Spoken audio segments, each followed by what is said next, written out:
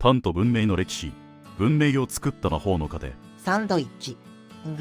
うまい。やはり朝はパンに限りますね。いい食べっぷりですね、ガク君。でもあなたが今食べているそれは単なる朝食ではありませんよ。人類を狩猟から定住へと変え、文明を作ったきっかけそのものです。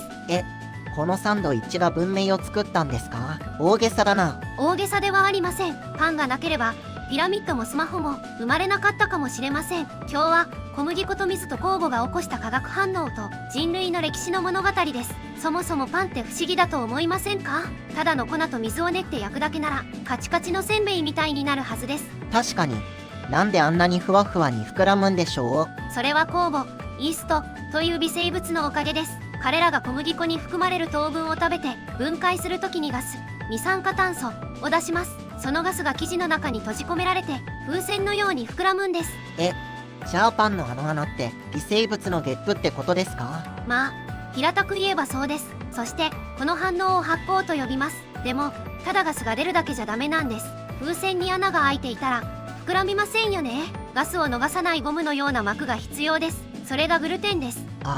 グルテンフリーとかのグルテン。小麦粉に水を加えてこねるとタンパク質が絡み合って粘り気のある網目構造を作ります。これが酵母の出したガスをキャッチするんです。お米やトウモロコシの粉ではこのグルテンができません。だからパンには小麦が必須だったんですね。さて歴史の話に戻りましょう。かつては人間が農業を始めてからパンが生まれたと考えられていました。小麦を育てるようになったから食べ方を工夫したと。しかし2018年その定説を覆す発見がありました。ヨルダンの遺跡で1万4000年前のパンの化石が見つかったんです。1万4000年前。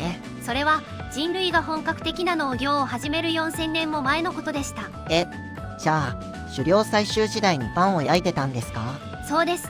野生の小麦を集めて粉にして焼いていた。これはパンを食べたいから農業を始めたかの憂いを示しています。パンの魅力に負けて人間は農家になったのか？人間が小麦を栽培したのではなく、小麦が人間を家畜化したという学者もいるくらいですよ。僕ら小麦の手のひらの上で転がされてたのか？農業を始めると生活は一変します。小麦はわがままな植物です。勝手に生えてくるのを待つだけでは足りない。水をやり雑草を抜き動物から守らないといけない。だから人類は移動生活をやめて定住を選びました。畑のそばに家を建ててずっと住み続ける必要があったんです。さらにパン作りは人間に待つことを教えました。待つことを？狩猟なら獲物を仕留めればすぐに肉が食べられます。でもパンは違います。小麦を育てて収穫し粉にしてこねて発酵させて焼く、食べるまでに数ヶ月数時間の計画が必要です。確かにお腹空いてる時にパン作り始めたら絶望しますね。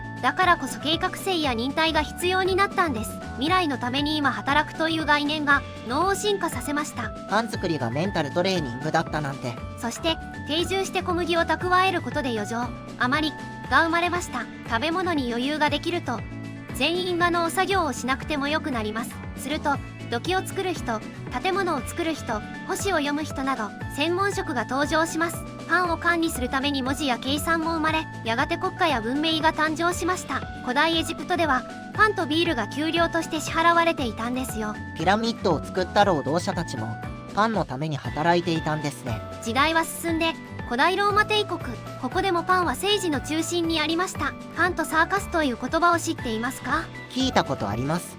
愚民政策みたいな意味でしたって？権力者は市民に無料のパンと娯楽、戦車競争や剣闘士の試合を与えました。お腹を満たして楽しませておけば政治に不満を持たないだろうと。パンが国民をコントロールする道具に使われたんですね。中世ヨーロッパではパンは食器でもありました。食器？どういうことですか？トレンチャーと呼ばれる硬くなって平らなパンの上に肉やシチューを乗せて食べていたんです。肉汁を吸ったお皿、パンは食事の最後に食べたり貧しい人や犬に与えたりしました。エコですね。洗い物が出なくていいかも。またパンの色は身分を表していました。貴族は精製された真っ白な小麦のパン、庶民は殻ごとひいた黒っぽい雑穀パン。白パンはステータスシンボルだったんですね。皮肉なことに現代では栄養価の高い黒パンの方が健康志向の人に人気で高価だったりしますけどね。歴史の逆転現象だ。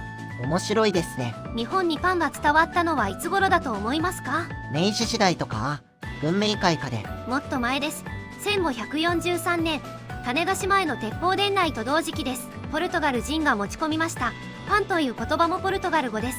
へえ、そんなに昔からあったんだ。でも鎖国で一度廃れてしまいました。本格的に広まったのは明治時代。ここで日本独自の発明が生まれます。アンパンです。木村屋のアンパンですね。酵母の代わりに酒種を使い、日本人が好きなあんこを包むことで西洋の食べ物を日本文化に融合させたんです。明治天皇にも献上され、パンを一気に国民食にしました。日本人のアレンジ能力、恐るべしですね。今日は人類の歴史を変えたパンについてお話ししました。微生物の力を借りて定住し文明を築く、そのサンドイッチには1万年の知恵が詰まっているんです。1万年の味か。いつもより美味しく感じてきました。よく味わって食べてくださいね。皆さんはどんなパンが好きですか？ふわふわの食パン、カリカリのバゲット、甘い菓子パン。ぜひコメント欄で推しパンを教えてください。それではまた次回の動画でお会いしましょう。ご視聴ありがとうございました。